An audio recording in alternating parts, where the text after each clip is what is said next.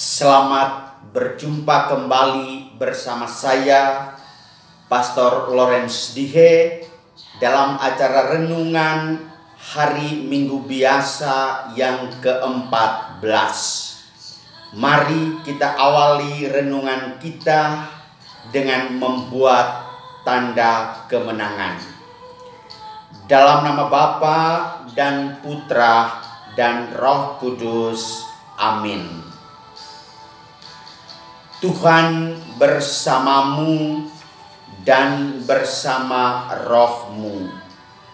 Inilah Injil Yesus Kristus menurut Matius. Dimuliakanlah Tuhan. Sekali peristiwa berkatalah Yesus, "Aku bersyukur kepadamu ya Bapa, Tuhan langit dan bumi, sebab misteri kerajaan Engkau sembunyikan bagi orang bijak dan orang pandai, tetapi Engkau nyatakan kepada orang kecil. Ya Bapa, itulah yang berkenan kepadamu. Semua telah diserahkan kepadaku oleh Bapakku, dan tidak seorang pun mengenal anak selain Bapa, dan tidak seorang pun mengenal Bapa selain anak, serta orang-orang yang kepadanya anak berkenan menyatakannya. Marilah kepadaku, kamu semua yang letih lesu dan berbeban berat, aku akan memberi kelegaan kepadamu. Pikulah kuk yang kupasang dan belajarlah padaku, sebab aku ini lemah lembut dan rendah hati. Maka hatimu akan mendapat ketenangan, sebab enaklah kuk yang kupasang dan ringanlah bebanku." Demikianlah Injil Tuhan. Terpujilah Kristus.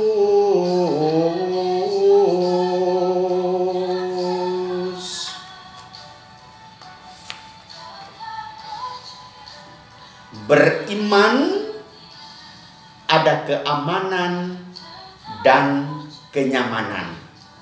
Saudari-saudara umat Allah yang terkasih dalam Kristus, saya bertanya kepada saudara-saudari sekalian, siapa di antara kita yang dalam mengarungi lautan kehidupan ini tidak pernah mengalami dasarnya gelombang dan kencangnya arus kehidupan?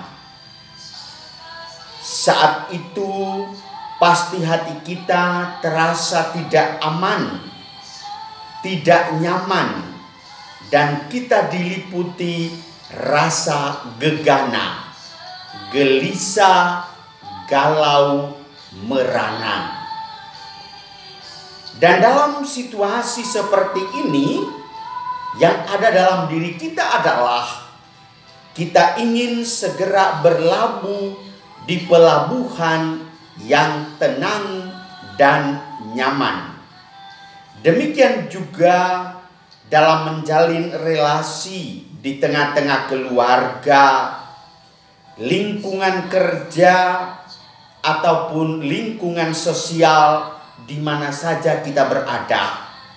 Kita semua pasti mencari keamanan. Kita mencari kenyamanan. Jadi kalau ketika ada sesuatu yang menghantui hidup kita, kita merasa tidak aman.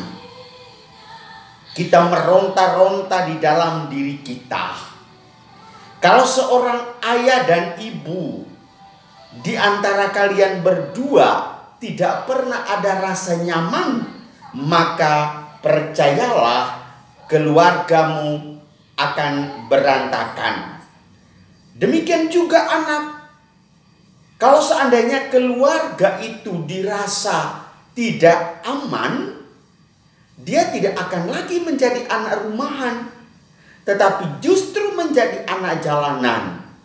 Oleh karena itu kepada ibu bapak sekalian saya menantang, periksalah anak kamu satu persatu. Apakah dia lebih banyak di luar rumah atau di dalam rumah? Kalau dia lebih banyak di luar rumah, berarti tanda-tanda tidak aman dan tidak nyaman. Pernikahan sungguh hartaku. Keluarga adalah keindahan jiwaku.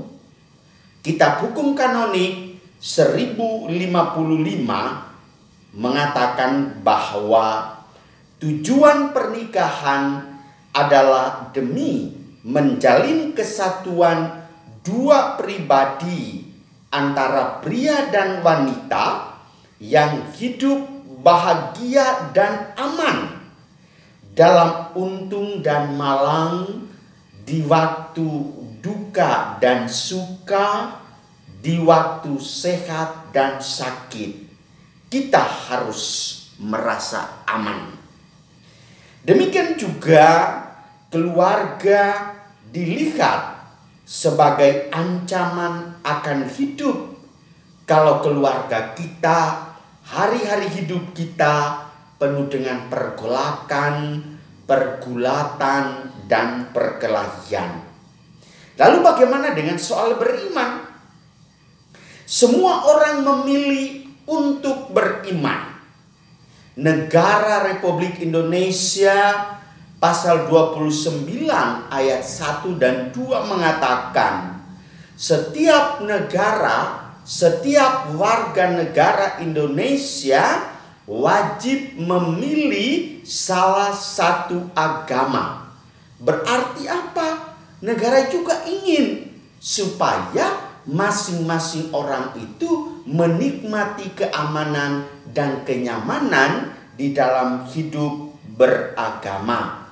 Maka jelas dong, subjek yang kita imani harus mendatangkan keamanan dan memberikan kenyamanan kita. Seperti pemazmur mengatakan demikian. Hanya pada Tuhanlah hatiku tenang. Dekat dengan Tuhan, Anda merasa aman, tenang, nyaman.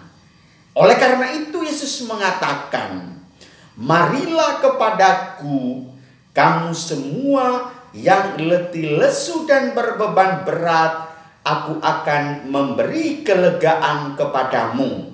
Demikian pesan firman Tuhan yang barusan kita dengar dari Injil Matius bab 11 ayat 28. Yesus berjanji, dan ingat, janji Yesus tidak pernah PHP, tidak pernah pemberi harapan palsu. Yang penting adalah kita beriman, percaya bahwa Tuhan akan memberikan jaminan kepada mereka yang datang kepadanya dan tidak akan ditolak. Oleh karena itu, ibu bapak saudari-saudara sekalian, coba Anda merenungkan dan melihat bersama sejauh mana orang mengadakan demonstrasi terhadap agamanya. Tidak mungkin. Karena beriman kepada Tuhan dalam agama apapun itu mendatangkan keamanan dan kenyamanan. Boleh saja Anda berdiskusi, berdebat, sampai kepada debat kusir, diskusi liar, pendapatnya berkelujuran ke sana kemari, monggo saja. Tetapi Anda tidak boleh, dan Anda yang dengan semangat 68 bahkan mengadakan demo kepada Tuhan. Ingat, Santa Teresia Avila mengatakan, orang yang suka mengkritik dan mengkritisi, bahkan suka mendemo, adalah itu merupakan ciri-ciri orang yang di dalam dirinya tidak ada damai, tidak ada rasa kenyamanan dan keamanan. Maka kadang-kadang saya berpikir, kalau terlalu banyak umat yang ngomel-ngomel ya monggo saja, tidak masalah buat kami. Tetapi saya itu kasihan dengan yang bersangkutan. Di dalam dirimu itu tidak aman, keluargamu pasti tidak nyaman. Saya percaya itu. Ibu bapak saudari-saudara yang terkasih, beragama itu enak untuk dibawa keliling, enak untuk duduk dekat dengannya, dan asik untuk tidur dengannya. Karena di sana ada rasa nyaman. Maka kepada Tuhan kita juga harus berani mengatakan, holong dorohaku Tuho, aku sayang kamu. Kalau Anda benci kepada Tuhan, Anda akan tidak aman. Anda tidak nyaman. Anda merasa bahwa relasi dengan keluargamu tidak aman, itu berarti dengan Tuhan juga tidak aman. Karena ingat, hukum Taurat mengatakan, kasihilah Tuhan Allahmu dengan segenap hatimu dan budimu, dan kasihilah sesamamu manusia seperti dirimu sendiri. Maka sekali lagi, kepada Tuhan juga Anda harus mengatakan, Wo aini, aku cinta kamu ya Tuhanku dan Allahku. Di sanalah Anda akan memperoleh kenyamanan. Di dalam Tuhan kita berseru dan kita berdiam diri karena ada kenyamanan. Santo Irenaeus berkata, untuk bisa maju dalam hidup rohani, orang perlu menjaga kelembapan hati. Hati adalah tempat bersemayamnya Tuhan. Cintailah Tuhan selamanya, karena di dalam Dia Anda merasa aman dan nyaman. Sonari sahatu saleleni lelena sepanjang segala abad. Amin. Tuhan memberkati kita semua.